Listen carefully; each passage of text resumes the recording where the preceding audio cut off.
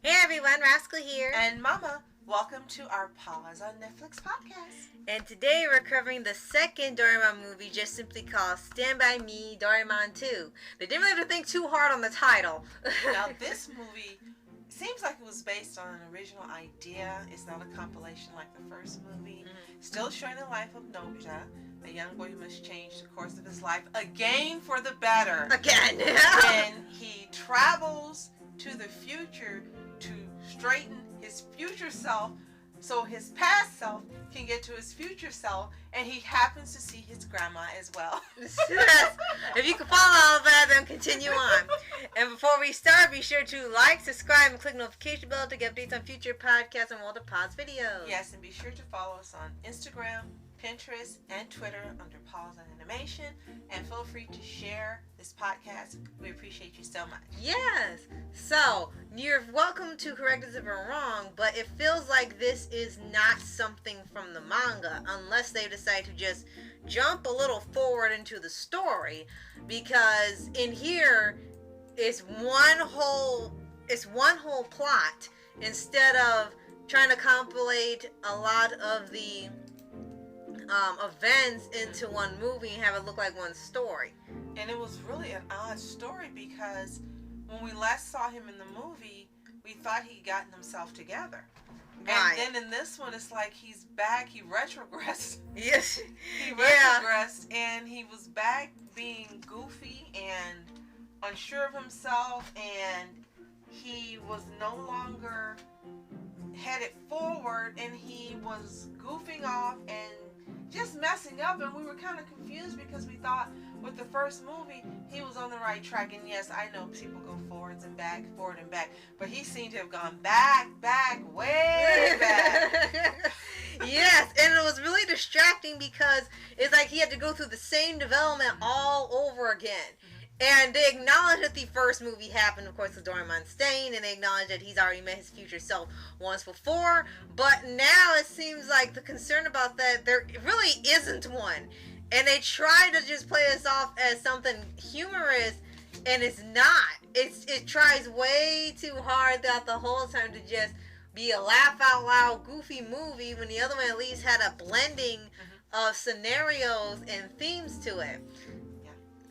And of course, we're real happy that Johnny Young Bosch is still the voice of Nobita. Yeah. And it sounds like the rest of the cast returned as well. Yes, we like him more than anyone else. Sorry. Right. But this one wasn't as enjoyable. And we saw character growth in the first one, but we really didn't see it here. It was more about correcting his screw-ups. Yeah. And also about him going to see his grandma and then making her a promise that she could see how his life turns out up to a certain point. And that's the beginning of the movie, and then almost the entire movie goes by and it's not brought up again to the end. It's like he went to do that and then he screwed up again, and then he had to sidetrack before he could go back to his grandma and take her back to the future, or take her to the future so she could see him, and then go back and then leave his grandma. It was just chaotic. Yeah, it's like they forgot. It's like they kind of forgot about the main point of going to the future after so long. Because again, they were really intent on making this a laugh out loud movie with crazy lines, crazy events, just off the wall humor. And the problem is, at least for us, it didn't stick, because the main conflict is that when they go to the future, they were just going to have him at the wedding, getting married, and then she was gonna see who he married, and that'd be it. But when they get there, his future self is missing. And they first are like, well, maybe we shouldn't get involved because he could change events, so let's just wait for yourself to come back. And then he didn't. And they tried to look forward into the future, like, okay, maybe he comes back later and we'll just jump to there. And then he never shows up. He doesn't show up for the wedding. He doesn't show up here. He just disappeared into thin air. And we're wondering, so what did you do? Did someone capture him or what? Right, and it gets to night and he hasn't come back. And then the thing at the end, it didn't make sense. He says, oh, well, I would have eventually gone back. Dude, it was like hours. It was in a year. You weren't, years. You weren't going back. No. didn't change it. Now, there were some funny parts in here. There were some really laugh out loud parts, but there were too many. And we do get to see how the bullies who were his enemies end up becoming his best friends. That was a nice part to enlighten of how it came about. Yes. But the thing that really threw me off is he said the only reason that this woman was marrying him is because she felt sorry for him and wanted to make sure he didn't get hurt. You're an adult. And Yeah. what you're thinking, it's like, what in the heck went wrong with you? When did you get on the head? When did you get a screw loose? When did you lose some brain cells? Nobody marries anyone for that reason unless you're watching a movie on TV and he happens to be wealthy and that happens. Otherwise, in what was supposed to be real life in this movie, it doesn't happen. No. She didn't feel sorry for you and married you out of a pity case and wanted to make sure you were okay. I didn't understand why anyone would even write those lines. But hey, maybe I'm being just a little too persnickety. Yeah, well, and then it's not just that. When it gets to the wedding part and they don't know where he is, they can't get back home for some arbitrary reason. There's a lot of back and forth time travel compilations. There's even stuff that won't make sense at the beginning and then it'll make sense later, which, well, I will admit was actually a neat idea to do, where it looks like they were doing random things. So on that part they succeeded.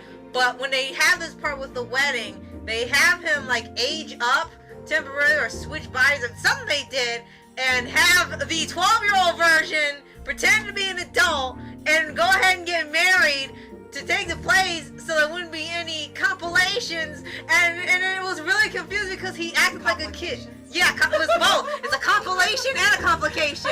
It's both because of a bunch of events in here, and he gets there and he acts like a fool, and it's like, well, you remember you're 12, so you can't go further than this wedding. So, this would have been a whole nother movie and probably been taken off Netflix. And then he says, like, you already got married in my place. It's like, you didn't go back. Yeah, it's like, well, you better be lucky it wasn't some other guy that came in and said, I'll take your place. Or she said, I don't want to ever see you again because you stood me up. She was still waiting and they were waiting. It was really weird. Yeah. And if I have to choose between the first movie and the second movie, the first movie to me outshined this one. Yeah. It had all the elements needed to make a great animated movie with a message and fun and joy and drama and suspense and just all the elements that you need. This one, not so much. Yeah. And I'm not sure if there's going to be a Doraemon Stand By Me 3, but I really hope not. Not because of this movie, but because how many times does it take for Nobita to get his act together? That's what you're wondering. And the thing is, the first one came out in 2014, then Netflix had the right to stream it. Then it decided for the sequel, Netflix was going to make it an original, which is probably why the quality was much different. The animation was the same, the cast was the same, but it was very odd in how it was structured. And two things also stood out about this movie, one good, one bad. The unfortunate part is that with the first one, you knew they had a lot of plugins from real life Japanese companies. And it was fun. Yeah, it was kind of like Tiger and Bunny, where you kind of seeing them pop all over the place. Now, they didn't like buy products or anything, but you saw their logos and buildings and you knew it was really Japan.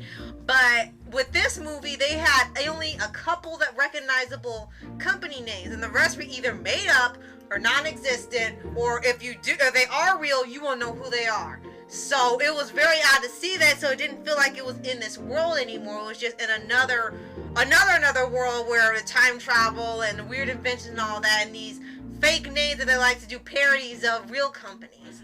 And then the other thing that did stand out, the story idea itself was not a bad one. Even if it was an original and didn't follow the manga, it did stand out as that his grandmother had passed at the time of the movie already takes place. So he wanted to go back and see her again, and he didn't know how much of a brat he was because he had nothing but good memories. So he saw how much of a brat he was, and he was angry at himself that he not treated her well the whole time when she was around, and he wanted to make sure that never happened again. And he making the promise was the way to still be connected where and still see her, even though they couldn't go back multiple times, which you'll see by the end. Right. And it was a nice idea. It was actually a very, very sweet idea to do. Mm-hmm. But unfortunately, it's so boggled down by the bad attempts at making a laugh out loud movie, mixed messages, these Yakuza middle school people coming out of nowhere to bully him because he bumped into them by accident. There's a life or death situation where you thought they would never wake up again. And it's just so weird. Mm-hmm. It's a great idea, but they had totally messed up with everything else that you unfortunately don't feel until you get to the end of the movie, where he got to see her again and show her what happened. So it was sort of a really big mixed bag. Definitely. Now you've heard our thoughts. What are your thoughts? Drop them below. If you've seen this movie on Netflix, if you haven't, it's still available. Both Stand By Me 1 and 2. Give them a watch and let us know what you think. Right. And if you haven't already, subscribe for updates and weekly videos on your favorite anime series, animated shows, and all things animation. And of course, we appreciate your support. Feel free to share this video. And if you don't have Netflix already, sign up. No, we don't get anything. We just love Netflix. Yes. So, thank you so much for watching. I'm Mascot Entertainment. And I'm Mom Entertainment. Have a fantastic day. Peace.